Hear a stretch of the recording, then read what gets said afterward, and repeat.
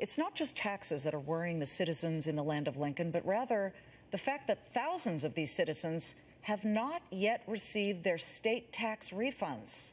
We're joined by one of those people, longtime Chicagoan and frequent guest here and friend of Fox Business, Scott Martin, who is, of course, a Fox contributor and Kingsview Asset Management Chief Investment Officer. You're still waiting on your state tax refund, Scott?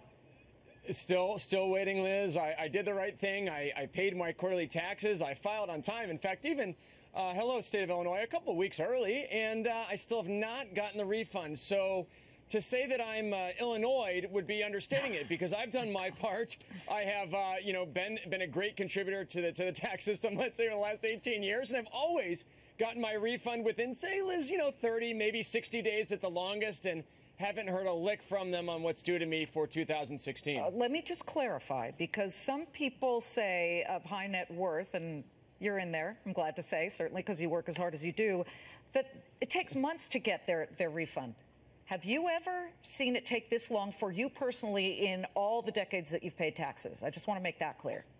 No, I have not. And I'll tell you what else is interesting. This goes along the lines of what we're seeing from this state. You remember, Liz, they were not paying lottery winners for quite some time here in this state up until recently. They're not doing the lottery anymore, the Mega Millions and so forth, because they don't want to have to pay some of these people as far as, they're winning. So the reality is the state is already taking a lot of these measures very seriously with respect to how they're not paying people. So this, to me, is just another one on the list as far as how they're falling short.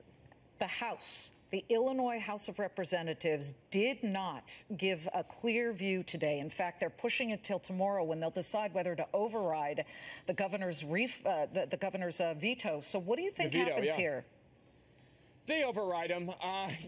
Bruce Rauner, Liz, went down to Springfield, Illinois, which is where the State House is, some years ago, with this idea of bringing a businessman's perspective to a state that has been run into the ground by largely the left, but also, I think, some mismanagement on the right side as well, as far as the Republicans go. But, Scott, you don't want the state to default. You don't want the state not default, but to have the credit rating gone to junk, right? Status. So is higher taxes the answer? I know the answer to that, but what is the answer if not raising taxes?